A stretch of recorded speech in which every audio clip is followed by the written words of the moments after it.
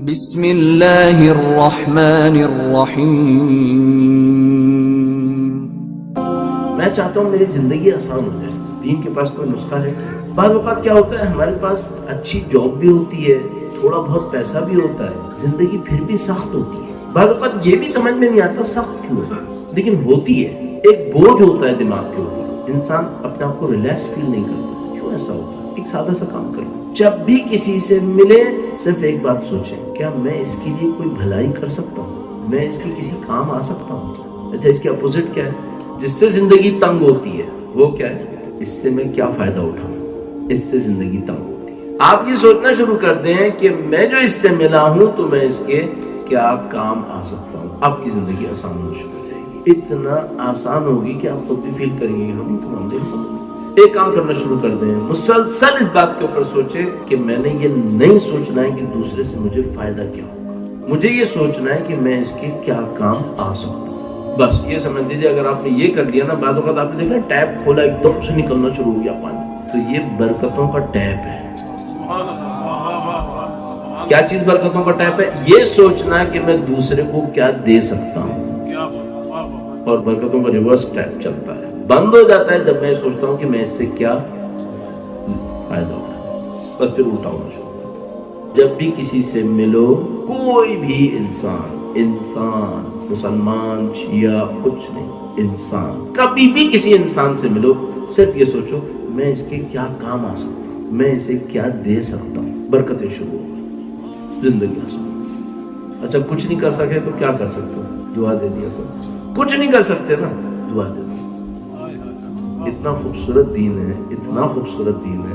ابھی ہم لوگ کہیں آ رہے تھے، جا رہے تھے، مجھے یاد بھی نہیں آ رہا ابھی، تو ہم لوگ کہیں گاڑی میں بیٹھے ہوئے تھے، ہم میرے خیال میں لندن میں کہیں موو کر رہے تھے، تو ہم پیٹرول پمپ پہ تھے، گاڑی میں بیٹھے ہوئے تھے، برابر والی گاڑی میں 2-3 بچیاں بیٹھی ہوئی تھیں، تو میں نے ایسے ہی اس کو ہاتھ ہلایا، اپنے سب کانٹیننٹ کا ہی کوئی اوریجن کی، اس کو میں نے ہاتھ ہلایا تو بچی بہت خوش ہوئی، تو آگے اس کی بہن بیٹھی ہوئی تھی، اس کو بھی ہلا کے کہا کہ دیکھو یہ ہاتھ ہلایا، بہت خوش ہوئی۔ تو میرے ساتھ جو بیٹھے تھے انہوں نے بھی اس کو ہنس کے دیکھا، تو میں نے کہا دیکھو برادر، اللہ کے رسول نے کہا ہے تمہارا بچے کی طرف مسکرا کے دیکھنا صدقہ ہے، بچے کی طرف مسکرا کے دیکھنا صدقہ ہے۔ کیوں؟ صدقہ یہی کرتا ہے، خوشیاں دلوں میں ڈالتا ہے۔ تو مسکرا کے دیکھ رہے تھے نا، بچے کی دل میں خوشی آئی، یہ صدقہ ہے، یہ صدقہ۔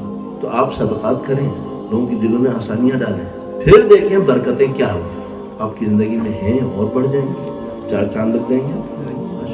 یہ سب ہمیں اہل بیت نے سکھایا ہے۔ اگر آپ یہ احساس کریں نا کسی معاشرے کے اندر کہ بھیا لوگ تو کافی زیادہ ہیں لیکن ہمدردیاں نہیں ہیں، سب اپنے اپنے کام میں لگے ہوئے ہیں، اس کا مطلب یہ ہے کہ یہاں دین ترقی نہیں پا رہا، یہاں دین کا معاملہ تھوڑا سا بگڑا ہوا ہے۔ ایک مثال عرض کرتا ہوں، معصومین مسجد ایک ہے دستگیر میں کراچی میں، جو آپ میں سے کراچی میں رہے ہو جانتے ہیں، تو ان میں سے ایک برادر نے بتایا کہ ہم مغرب کی نماز کے بعد نکل رہے تھے تو 3-4 سیڑھیاں ہیں وہاں پر، وہ سیڑھیاں گزارتے ہوئے ایک صاحب لڑکڑا کے نیچے گرے اور بے ہوش ہو گئے۔ خیر ان کو اٹھا کے لے کے گئے ایک کلینک کے اندر، وہاں پہ ایک ڈاکٹر تھا، اس نے ان کا چیک اپ وغیرہ کیا مختصر، ان کے بعد ان کو بلایا کہ بھائی تم لوگ ان کو جانتے ہو؟ انہوں نے کہا ہم جانتے تو اتنا نہیں ہے لیکن یہ نماز صاحب پڑھتے ہیں۔ تو انہوں نے کہا کہ آج تو مغرب کے بعد تو یہ حادثہ ہو گیا ان کے ساتھ، یہ کل مغرب میں آئے تھے کیا؟ انہوں نے کہا ہاں آئے تھے۔ تو پرسوں بھی آئے تھے کیا؟ انہوں نے کہا ہاں جی پرسوں بھی آئے تھے۔ تو کہنے لگا کہ پھر بھائی معذرت کے ساتھ مجھے بات کہنی پڑے گی، آپ لوگ بہت بدبخت ہیں۔ کیوں بھائی؟ کہنے لگا بھائی میں ڈاکٹر ہوں، میں تھوڑا بہت اندازہ لگا رہا ہوں کہ یہ آدمی 2 دن سے تو بھوکا ہے، اور یہ اتنے وقت سے آپ کے ساتھ نماز پڑھ رہا ہے، یہ بتائیے کہ جماعت کی نماز کا فائدہ کیا ہے؟ اگر آپ برابر کے انسان کی بھوک کو 2 دن میں نہیں پہچان پائے تو یہ آپ جو جماعت سے نماز پڑھ رہے ہیں اس کا فائدہ کیا ہے آپ کو؟ اگر دین ایک دوسرے کے دکھ درد میں بھی کام کرنے کے قابل نہیں بنا رہا ہے تو بھائی پھر ہم ہیں کیا؟ ہم پہنچے کہاں ہیں؟ اس طریقے سے دیکھنا شروع کیجئے دین کی تاثیر کو، تو آپ اپنی زندگی کو آسان کر سکتے ہیں۔ ظاہر محترم، خدا نے ہمیں مشکل دین نہیں دیا ہے، خدا نے ہمیں آسان دین دیا ہے، خدا نے ہمیں زندگی بھی اچھی زندگی دی ہے، حیاتاً طیبہ، پاک و پاکیزہ زندگی۔ اس پاک و پاکیزہ زندگی کو ہم آسان اور بھی کر سکتے ہیں، اور سب سے بڑا جو خدا نے لطف و کرم ہمارے سامنے کیا ہے وہ یہ کہ اس پاکیزہ زندگی کی ہدایت دینے کے لیے ہمیں اہل بیت جیسی پاکیزہ ہستیاں دی، جنہوں نے زندگی کے ہر پہلو کو ہمارے سامنے پاکیزہ انداز میں بیان کر دیا کہ دیکھو بھائی یہ کرو گے یہ ہو جائے گا، یہ کرو گے تو اس طریقے سے ہو جائے گا۔ اور یہ میں آپ کی خدمت میں عرض کروں، دنیا کی کوئی کامیابی ایسی نہیں ہے جو دین کے علاوہ کہیں اور سے ملنی ہے، نہیں، کامیابیاں وہی ہیں جو دین سے ملنی ہے، بھئی یہ جو معاشرے بننے کامیابی حاصل کرنی ہے یہ دین کے ذریعے سے ہونا ہے، اور اس کے لیے انتہائی نفیس قول مولا پانچویں امام مولا کا قول ہے، وہ بڑا عجیب قول ہے۔ دیکھیے ابھی میں آپ سے پوچھوں کہ بھئی دنیا کی بہترین یونیورسٹی آپ کے خیال میں کون سی ہے؟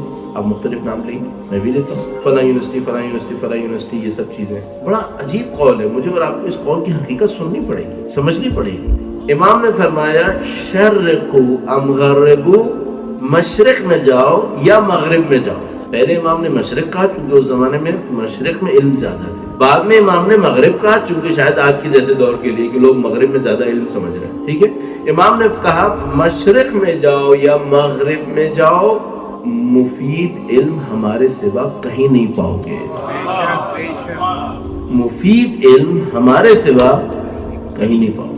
میں اپنے آپ سے ایک بات پوچھنا چاہوں گا، وہ مفید علم کون سا ہوتا ہے؟ وہ مفید علم کون سا ہے؟ مثال کے طور پر مجھے پتا ہے کہ ناروے میں کچھ ایسی کمپنیز ہیں جو ایسے جنریٹرز بناتی ہیں جن کی 100 ایئرز کی مینٹیننس فری گارنٹی ہے۔ یہ تو بڑا مفید کام ہو گیا، اور یہ مفید کام تو انہوں نے اہل بیت سے نہیں لیا مثلا ظاہری طور پر، یہ تو نارویجینز نے کہاں سیکھا ہوگا ان سے، تو یہ مفید ہو گیا، پھر معاملہ ختم۔ پھر امام نے کیوں کہا تھا مفید علم ہمارے سوا کہیں نہیں پاؤ گے؟ چونکہ ہمیں یہ پتا ہے کہ یہ جنریٹر بجلی تو بنائے گا لیکن یہ نہیں بتائے گا بجلی استعمال کہاں ہونی ہے، کس طرح تقسیم ہونی ہے، یعنی استعمال کہاں ہونی کا مطلب نہیں بلب لگائے گا کیسے، یہ تو وہ بھی سکھا دے گا۔ یہ بجلی جب میری زندگی میں آ جائے گی تو میں زندگی کے کون سے اہداف کو حاصل کروں۔ میں ایک دفعہ گلگت کے ایک بہت دور دراز گاؤں کے اندر تھا، وہاں پہ لوگوں نے مجھے بتایا کہ مولانا یہاں بجلی آنے میں چند پول بس اور لگنے ہیں، پتہ نہیں 25-30 پول لگنے ہیں، اس کے اوپر بجلی کا تار جانا ہے، پھر اس گاؤں کے اندر بجلی آ جائے گی۔ یہاں بالکل صحیح بجلی آ جائے گی، تو کہنے کہ آپ اگر کوشش کریں تو یہ لگوا دیں ذرا، اس گاؤں والوں پہ احسان ہو۔ میں نے کہا بالکل صحیح کہہ رہے ہیں، یہ بتاؤ کہ جب بجلی آئے گی تو سب سے پہلے کیا خریدیں گے؟ ایک گلیشیئر کے نیچے بیٹھ کے کوئی بیوقوف فریج تو خریدے سر،